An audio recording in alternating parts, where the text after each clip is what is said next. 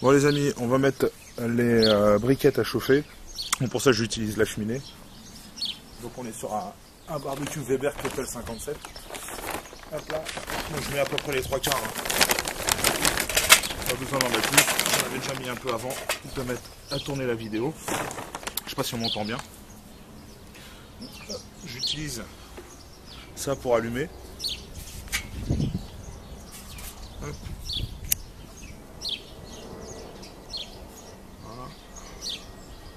On voit ce que ça donne quand ça commence à prendre. Je sais pas si on voit bien quand ça commence à prendre. Hop. Et pendant que ça démarre, on va se...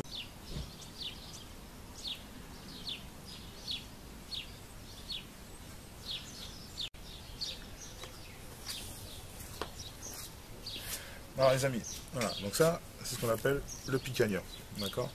Donc ce qu'on va faire premièrement, c'est on va assécher un petit peu tout ça, parce que quand bon là il était sous vide, mais bon, toujours un peu de sang, un peu d'eau. On peut voilà, lui passer un petit coup de sopalin, histoire de la sécher un peu. Voilà, donc alors le picanha, hein, pour savoir, bon c'est une découpe qui n'est pas tellement faite en France. Parce que bon, alors faut savoir qu'entre la France et les Américains, on a une façon de découper nous la viande et eux leur façon de découper. Donc il faut savoir qu'en fin de compte le picanha c'est la pointe du rump steak, hein, tout simplement. D'accord. Donc si vous on conserve la partie grasse, hein, là on le voit, belle partie grasse. Voilà, elle est conservée. Voilà. Donc ce qu'on va faire c'est qu'on va le préparer, on la sèche un peu et ça cette partie là, donc là on voit une sorte de membrane. On va la retirer, d'accord. Donc avec un couteau, on va essayer de récupérer, ou alors peut-être avec la main, avec un peu de chance. Ouais, bon, on va utiliser quand même le couteau.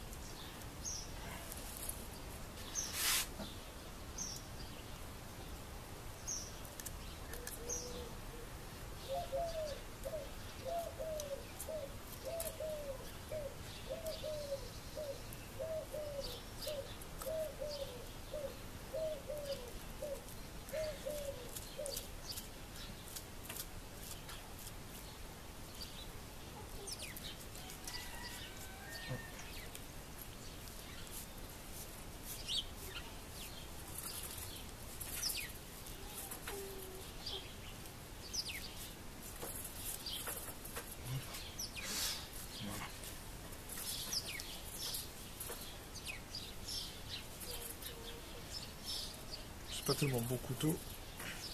En ce moment, mes couteaux sont partis chez l'affûteur, donc du coup, je suis un peu dans l'embarras en ce moment avec mes couteaux, mais bon, on va faire avec. Déjà, j'utilise plutôt ça pour le poisson, mais bon. Je sais pas si vous m'entendez bien, faut que je parle peut-être un peu plus fort. Voilà. Une belle pièce, on va enlever le dernier morceau qui est là.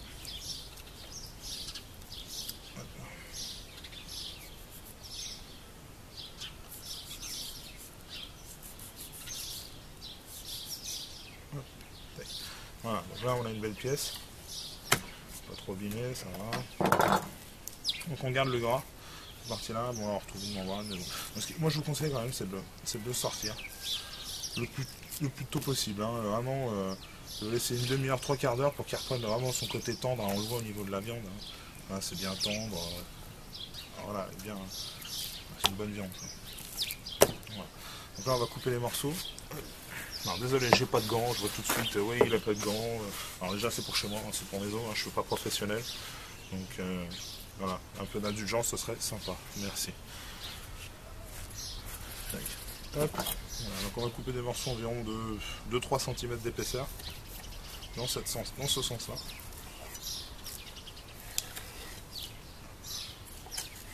Voilà. Donc on va les plier, ça fera des beaux morceaux.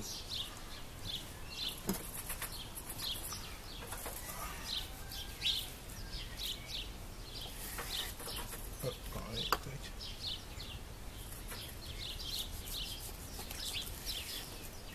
Hop. On va voir, c'est quand même des beaux morceaux, je sais pas si on le voit bien. Vous voyez, on est bien tendre. Alors on va passer la broche là.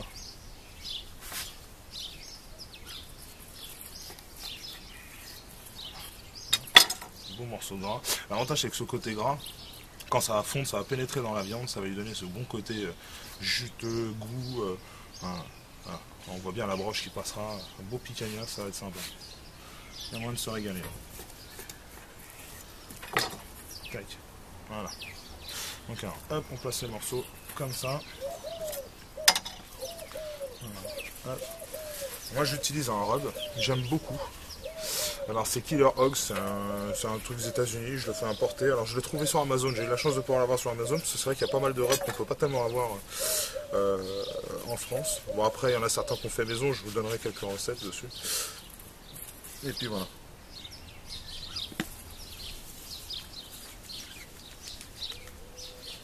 Alors, pour savoir, le rub, à base de sel, de poivre, d'ail. Qu'est-ce qu'il y a d'autre dedans?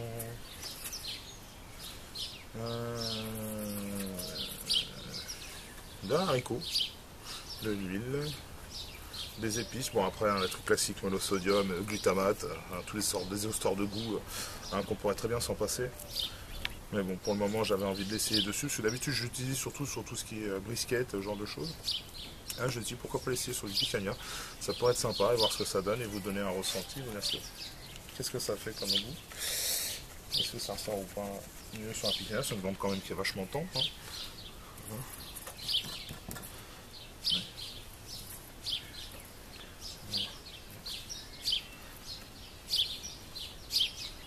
Hop.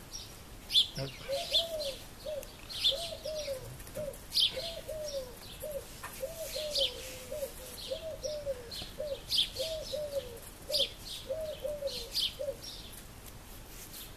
On met partout, généreusement.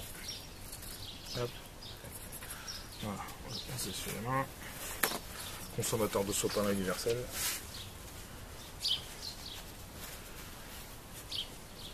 On va prendre une broche. Donc, voilà, ce qu'on va faire, c'est qu'on va prendre le morceau, on va le plier comme ça, dans ce sens-là. Et on va passer la broche.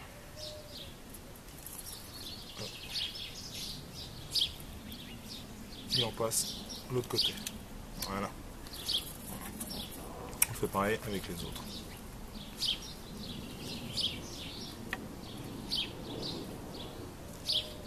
C'est tendre, hein. Ça passe tout seul. Hein. Réellement, il n'y a pas besoin de forcer, ça se fait vraiment tout seul. Et une dernière. On prend ce petit morceau là pour finir. Et on fait l'autre. Voilà. Voilà. Donc voilà ce que ça donne, la broche une fois qu'elle est faite. Voilà. Je fais la suivante et après on retourne voir le barbecue s'il est bien chaud.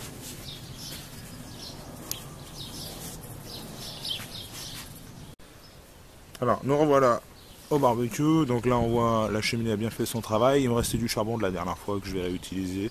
Bon, c'était un charbon de la marque Augry, le grill au bois, ouais c'est ça, grill au bois, hein, qu'on retrouve un peu partout, hein, les grosses enseignes de bricolage et tout ça. Donc là on va vider la cheminée dans cette partie là. On va faire une cuisson hein, dessus, je vais vous montrer après tout ça. Hop, hop. N'hésitez pas à utiliser cette poignée là, c'est vachement pratique hein, pour faire basculer. Hop, tac. Hop, on va chercher de quoi basculer le reste de l'autre côté et on remet la grille.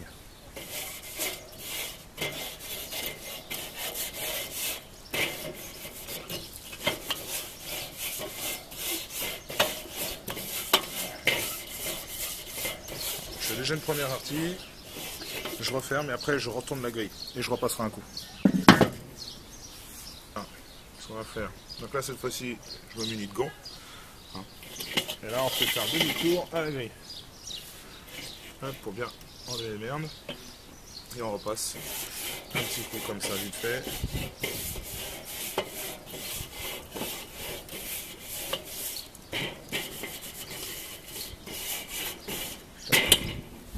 On referme. Étant donné que j'ai pas réussi à avoir de copeaux en temps et en l'heure, j'ai de la sûre d'être que j'utilise pour tout ce qui est fumage à froid, pour le saumon, enfin plusieurs viandes et poissons.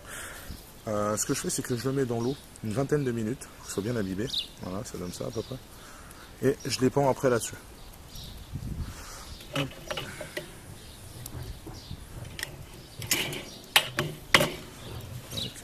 Donc c'est normal, ça va faire beaucoup de fumée, de la flamme.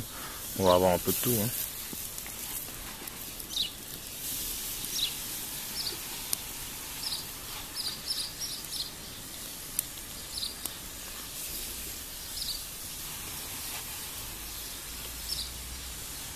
Voilà. On ne veut pas trop, déjà il y en a pas mal là.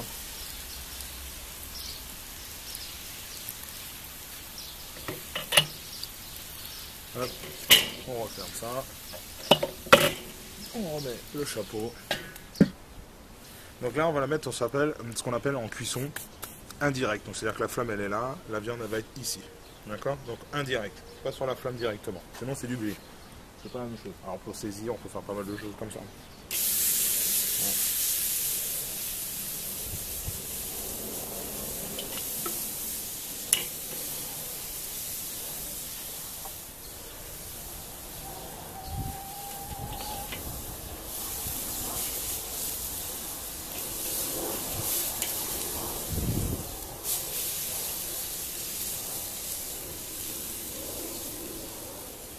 Donc comme quoi qu'avec un Weber, hein, un petit kettle, on peut faire quelque chose. Hein. Bon, en règle générale, j'utilise pas ça. Je crois que j'utilise soit un baril ou un fumoir. Bon là, j'avais envie de l'essayer sur un kettle pour voir ce que ça donnait, vous donner au moins une impression. Puis c'est voir ce que ça donne, hein, que n'importe qui peut faire une viande comme ça à la broche en cuisson indirecte sur un kettle. Il n'y a pas forcément besoin d'avoir un matériel monstrueux, du matériel à je sais pas combien de prix pour pouvoir faire quelque chose. La preuve là, voilà. D'accord. Ouais. Au bout de 10 minutes, on regarde et on voit un peu, ça a commencé à colorer tout doucement.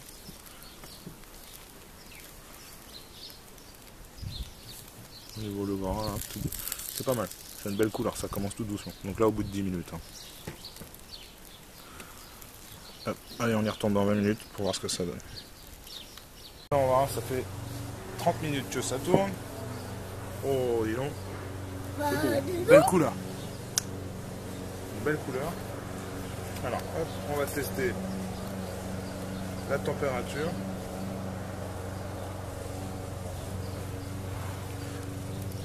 Alors pour tester, moi j'utilise un Inkbird, le modèle le IBT 4XS, donc c'est celui-là. Hein. Possibilité de mettre 4 sondes dessus.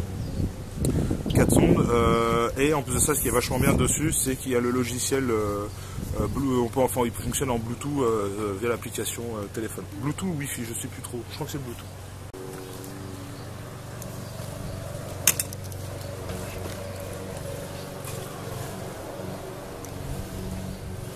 Bon, c'est super bien. Il y a le voisin qui passe sa tondeuse en même temps. C'est parfait.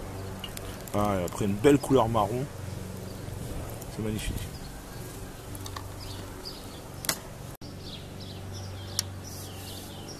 Alors voilà, ça y est, bon, là, on les a remis, on les a sortis du barbecue. Donc elles sont beaux, hein, une belle couleur.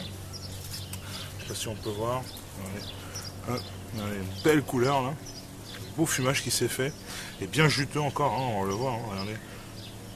Bien juteux. C'est bon, hein.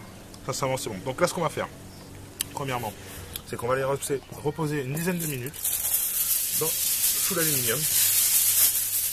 Voilà. Hop, comme ça.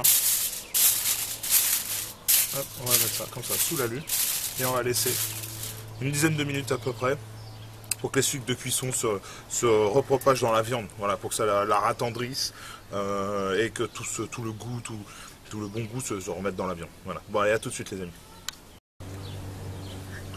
Alors les amis, voilà, donc 10 minutes passées, on enlève l'aluminium. Voilà. Donc on va faire une petite découpe dessus pour voir. Hop, donc alors. Voilà, regardez, magnifique. On voit le fumage qui a pénétré la viande. Magnifique. Ça donne quoi? Ah ouais. Ah ouais.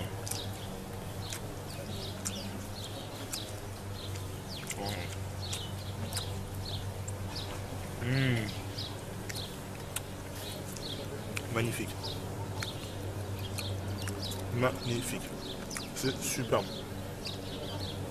Bon, avec les doigts, tant pis. Hein. Allez, je vais regarder. Et ce qu'on appelle le red ring, le petit anneau à l'extérieur de la viande. Il indique comme quoi qu'il y a eu un bon fumage, que ça a bien pénétré la viande.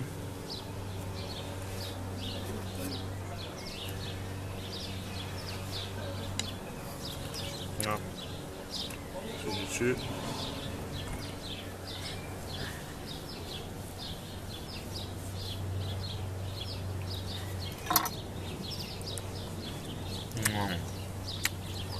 Oh, magnifique.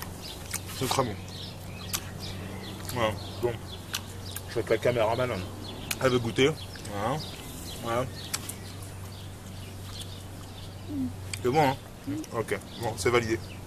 Voilà. Bon, les amis. Voilà. Nous, on va se mettre à table.